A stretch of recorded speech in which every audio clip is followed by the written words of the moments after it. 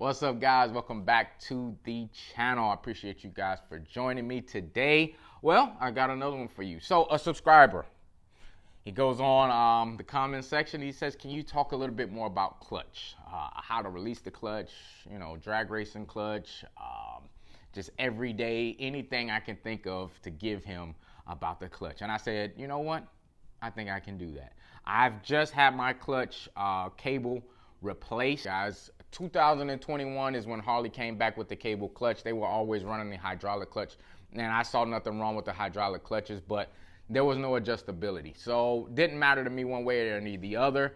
I was working with it. It was comfortable for me, but on all my drag racing bikes, all my sport bikes, everything like that, always had a cable clutch. Easy to adjust on the fly, but Harley, not so much. It wasn't a big deal, but it just didn't give you all those little points of adjustability. It was either on or off, That's how I kind of felt by trying to work with the clutch on this bike with this type of a setup, and I figured out it wouldn't work. So what I did, I went back and had my clutch set up almost like a sport bike clutch setup. I'm so used to the sport bike and how to launch a sport bike more so than launch the Harley. Remember, the Harley has much more torque. The wall on the clutch, right before it creeps, there's a little wall where you can hold it. Right before it starts to move, it's a little different on a Harley than it is on a sport bike. And a sport bike has so much more RPM.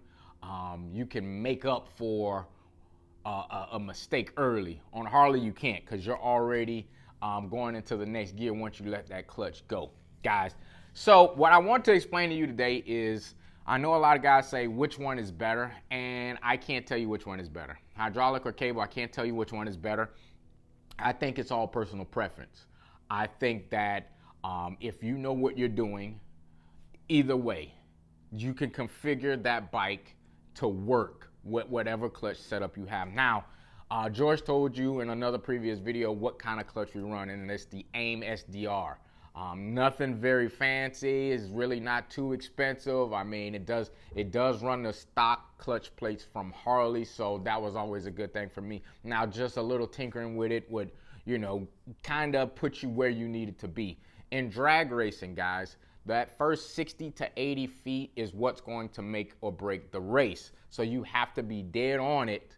Try not to wheelie, try not to spin the tire. So you have to practice, adjust the clutch as much as you can to be consistent, because the consistency is what's going to win you the race.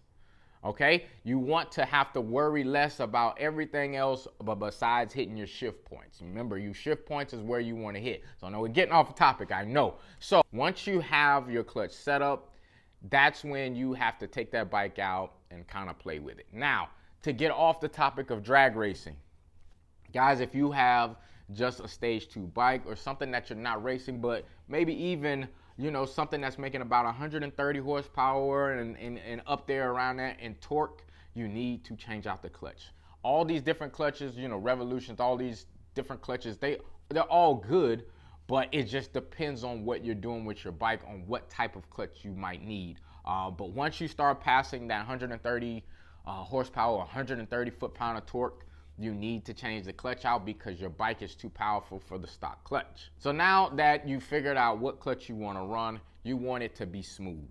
Like I said, in the drag racing, consistent. You want that clutch to be consistent, because when you're banging a U-turn and you're working the clutch a little bit more than you're working the throttle, you want to be able to make sure your hand doesn't get tired, you're not cramping, you're not hitting spots that makes the bike jerk. You don't want any of that. You want something very smooth, last long. You can ride it, and it's like it's a factory piece from Harley himself. So those are the things I would look at when I'm trying to put in a clutch. Now, your builder might suggest all types of clutches. Kind of go with what they're saying. Tell them what you're looking for, so they'll make sure that's the direction they can send you. Some clutch packs, come with extra plates, because that's the kind of setup some of these guys like to run. Some guys just like to run something very simple, and as long as it holds the power, they kind of adjust how they ride to the clutch. Now, that's something I don't agree with, but a lot of people do it. I'd rather I've been riding so long, I want the clutch adjusted to how I normally ride.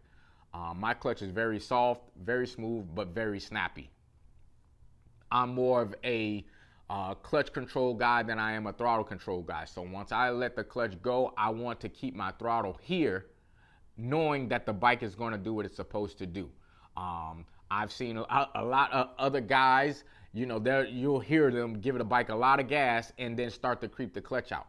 Those are some of the time, those are clutch control guys. You will see some guys creep the bike up, hold it there before it moves, and then throttle through it and give it gas. Those are throttle control guys. So you have different type of riders. And just for everyday use, some guys, like their clutch to be way in. And what I mean by way in is as soon as you're letting off the clutch, the bike is moving. Some guys like the clutch to be all the way out. So they have to pull the clutch in, engage it, and then release until they feel it moving. But the clutch could be halfway out of your hand by then, and that's how they like it. Sometimes it's a little more snappier for some guys. It just all depends on how you like to run your clutch. Now, I'm going to show you a quick video, and I don't know how quick it is, but I was at All American Cycle when they installed my new clutch cable. It was not an easy task. They had to take heat shields off. They had to move the floorboard. They had to take the gauges off the bike, off the front of the bike. There was a lot that goes on with it, but they were able to get it right. And I think mine is +2, so it might be just a little bit longer because it had to be. And we use a different shift boot on there. And that shift boot is something I was really concerned about because I want something that's easy access, quick to get to, adjust, and then get back on the bike and, go back to riding. So guys, check this video out. Tell me what you think. We'll come back and I have something else for you. There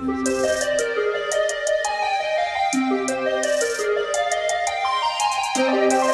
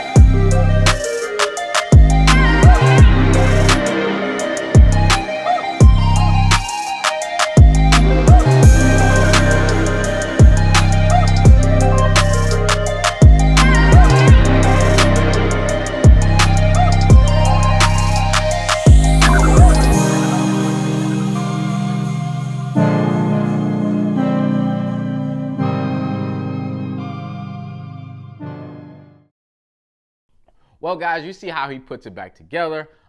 Then I go out and adjust it a little bit. Me and George kind of like try and figure out where's a good spot for it. And now, guys, I'm going to take you out and let you see a little bit of how I test the clutch. And then I actually kind of like 60-foot the bike to kind of let you see how the bike works and what my clutch hand is going to look like. Now, I'm going to have some guys really out there paying attention to it. Guys, I'm doing it safely. I'm doing it just so for purpose of you watching what I'm doing to understand like how a clutch is supposed to work. This is not me trying to be out here drag racing, but I need to let you see how the bike bites, how the clutch works. Speaking of bite, you do want your clutch to lock up when you want it to, and that means you want the clutch to catch and hold exactly where you want. That helps you with consistency. That helps you to keep the bike from wheeling, and that to keep the bike from spinning the back tire. And one more thing before we go, I would rather a wheelie than to spin the tire, and I'll tell you why. If the tire is spinning, you're not going anywhere. You're not gaining any more mile an hour. You're not gaining any more power out of the bike. It's basically coasting in one space. But if the tire is in the air, that back tire is planted and still biting, you're still going forward. You can work your way through that. You can't work through a spinning tire because that other guy's just gonna accelerate away from you. At least you have a fighting chance if the bike goes in a wheelie. Check this video out. All right, guys, I'm gonna show you how the clutch is set up to show you that, you know, we don't want a lot of play in the clutch at this part. When I feel where it's engaging at, that's where I'm gonna hold it, and I'm gonna set my RPMs, and then I'm gonna make my pull on the bike. So what I'm gonna just show you right now is just basically the bike hitting the wall, and we're gonna stop. I'm gonna show you how it'll creep. All right, guys, I'm gonna show you again how the bike creeps when I have it here. You see that? You want it to creep. You want it to find the wall and creep. Now, I'm gonna turn you guys around on the other side. We're gonna make it a little faster.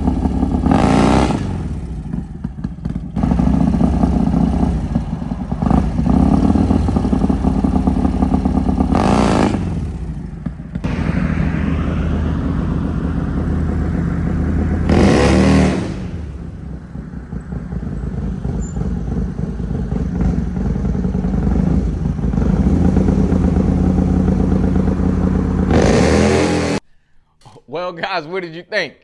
Yeah. The bike is pretty aggressive. The bike is pretty loud.